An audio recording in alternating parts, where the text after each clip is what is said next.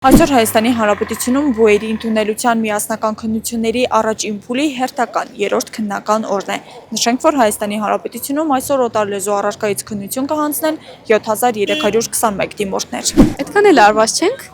Օտարլեզվի միասնական քննությունը ամենամեծն է դիմորդների թվով։ 7321 դիմորդից 2651-ը Երևանում են, 4670-ը մարզերում։ Շիրակի մարզում օտարլեզվի քննությանը մասնակցում է 549 դիմորդ, 541-ը հանձնում է անգլերեն, 6-ը գերմաներեն, 2-ը ֆրանսերեն։ Տարբեր մասնագիտություններ են ընտրել ավարտական դասարաններում սովորող աշակերտները, կրկնուսույցի մոտ պարապել են, ասում են գիշերն էլ չեն քնել։ Ընդհանրում եմ զբոսաշրջություն, որովհետև ինձ հետաքրքիր է այդ ոլորտը։ Պարապել եմ մի տարի, էլի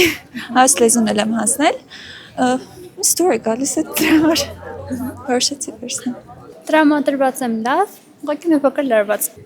Միջմշակութային հաղորդակցություն, հաջորդիվ հայոց լեզու քննություն տվել եմ, վերջինը անգլերենն է։ Երևանում։ Գիշերները անհաշվելի։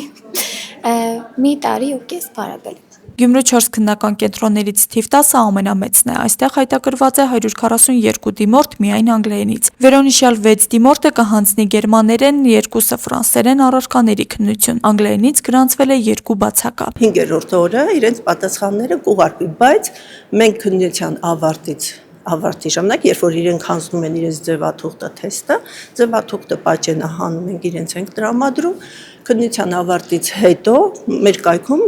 ETC-ԿՏ կայքում տեղադրվում են պատասխանները եւ թեստերը, իրենք արդեն մոտավորապես գիտեն ինչ միավոր են հավաքել։ Քննության մեկնարկը տրվել է սահմանված կարգով, դիմորդները ստուգվել են մետաղորսիչ սարքով, հեռախոսներն ու ավելորդ իրերը հանձնված են։ Քննությունն անցնում է կազմակերպված ու հանգիստ մթնոլորտում։ Հարգելի դիմորդներ, քննական թեստը ստանալուց հետո ուշադիր ստուգեք թեստը եւ պատասխանների ձևաթուղթը։ Եթե դրանցում կան պակասող, պատրված էջեր կամ անընթեռնելի հատվածներ, դիմեք մեզ։ Ստուգման այդ գործընթացը կազմակերպվել է բոլորի մոտ, եթե եղել են հեռախոսներ, իրենք հանձնել են իրենց հեռախոսները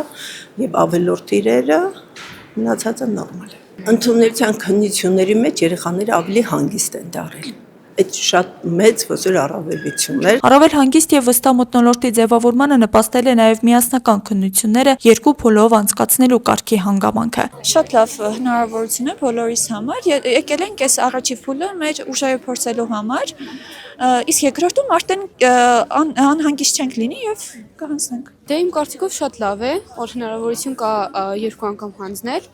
բայց ես հույս ունեմ, որ այս կուտամ կվերջացնեմ։ Այսպիսով օտարլեզվի քննությունից հետո ընդունելության առաջին փուլում դեռ շարունակվելու են հիմնական առարկաների քննությունները։ Դրանք կավարտվեն փետրվարի 8-ին քիմիա եւ հայոց պատմություն առարկաների քննությամբ։ Աստղիկ Խաչատրյան, Խանովանեսյան այսօր։